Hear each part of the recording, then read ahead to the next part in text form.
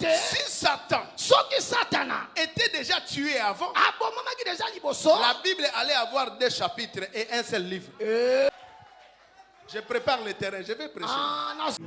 J'aimerais bien que les pasteurs travaillent seuls. Mais une église qui n'a que des pasteurs qui travaillent ne peut pas être totalement prête. Quand on vous dit qu'il faut prêcher, il faut prêcher il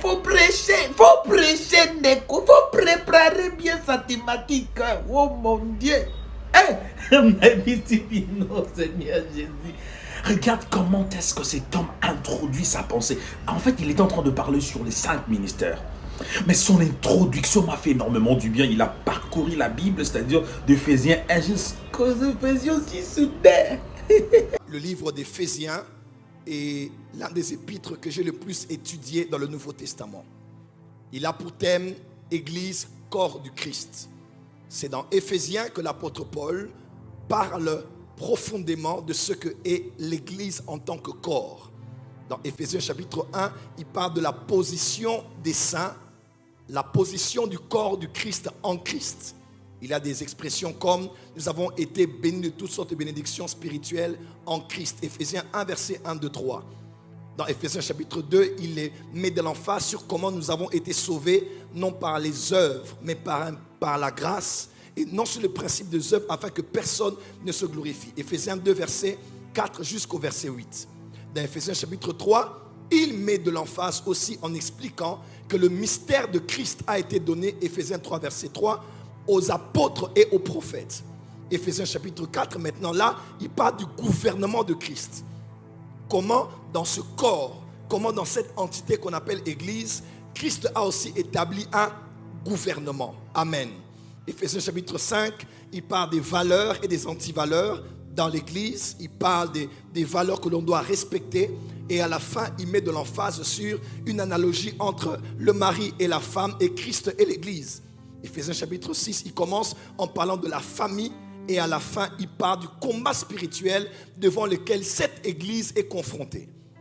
L'épître de Paul aux Éphésiens est une épître très puissante. Pourquoi? Parce que Éphèse n'est pas n'importe quelle ville. Et quand vous lisez dans le Nouveau Testament, l'une des villes principales, à part Jérusalem et Antioche, c'est la ville d'Éphèse. D'ailleurs, je crois que Éphèse a plus d'importance que la ville d'Antioche dans le Nouveau Testament. Pourquoi? Parce que la ville d'Éphèse est citée dans plusieurs textes du Nouveau Testament. Numéro 1, vous allez voir dans Actes chapitre 9, l'apôtre Paul passe quelques jours à Damas.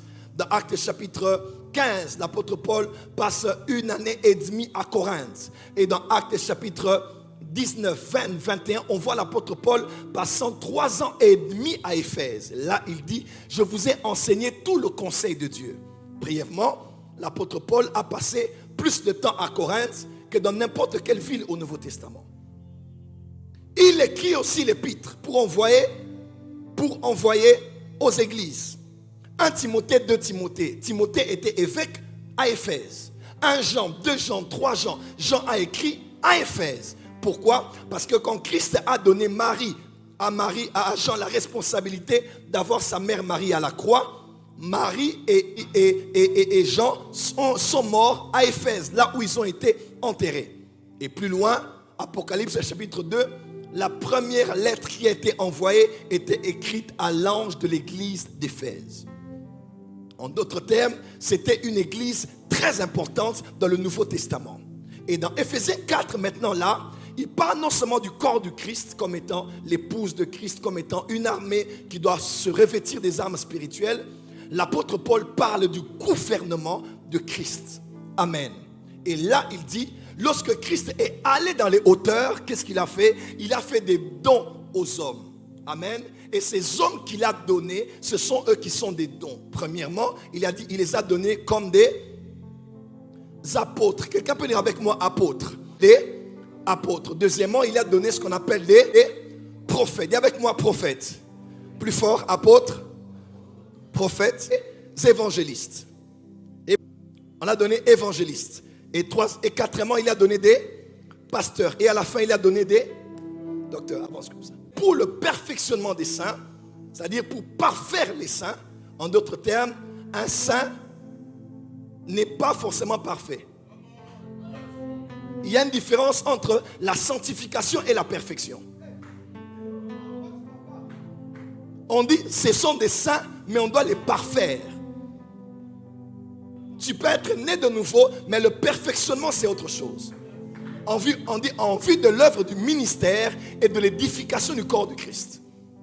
Et on dit, afin que nous puissions ne plus être des enfants ballottés en tout vent de doctrine. On dit même qu'ils sont là pour nous emmener à la connaissance, epignosis, à la connaissance parfaite du Fils de Dieu. Arriver à la stature parfaite de Christ. Alléluia. Et c'est ce que font ces dons que Christ a donnés à l'Église. Amen.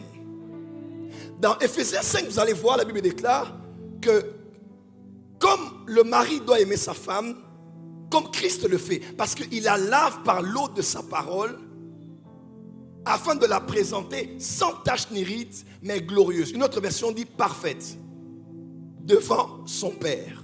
En d'autres termes, ceux qui emmènent l'eau de la parole pour parfaire les saints, afin de les emmener à atteindre la gloire pour recevoir le Père lors de l'enlèvement, ce sont les dons de Christ. Parce que si les dons de Christ travaillent, ce sont eux qui enseignent la parole, qui prêchent la parole, qui lavent l'église, les saints de l'eau de la parole. Ainsi l'église sera prête pour l'enlèvement. En d'autres termes, il n'y aura pas de réveil du temps de la fin. Il n'y aura pas une église prête pour l'enlèvement tant que les apôtres ne travaillent pas, les prophètes ne travaillent pas, les évangélistes ne travaillent pas, les docteurs ne travaillent pas et les pasteurs ne travaillent pas. J'aimerais bien que les pasteurs travaillent seuls, mais une église qui n'a que des pasteurs qui travaillent ne peut pas être totalement prête aux choses auxquelles Dieu l'a appelé.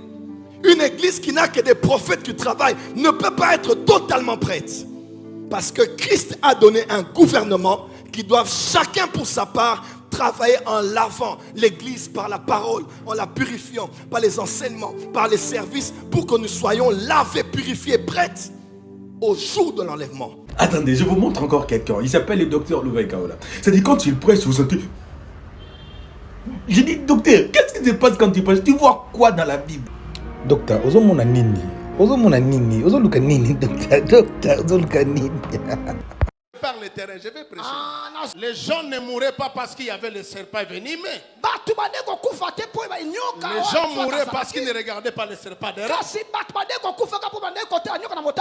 Dieu ne leur a pas donné de machettes pour tuer le serpent venimeux.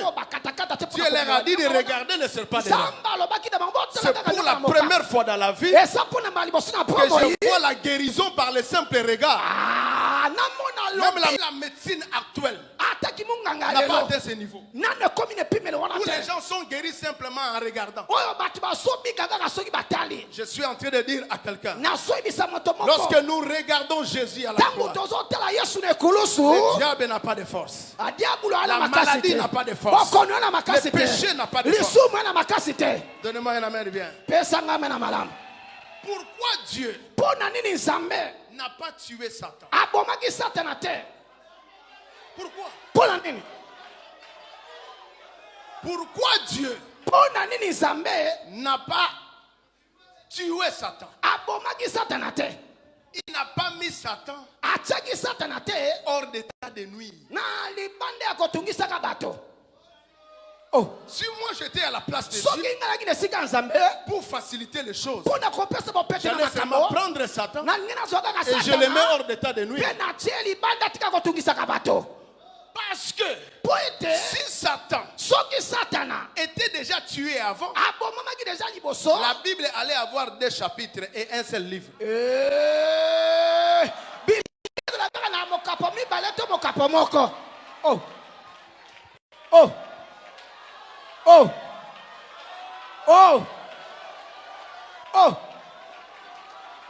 On dirait que je parle à quelqu'un.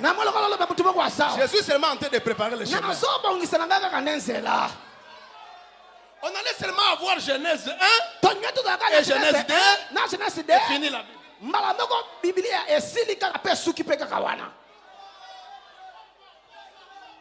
Parce qu'à partir de Genèse 3 jusqu'à Apocalypse 22, Dieu nous ramène seulement dans Genèse et Genèse 2.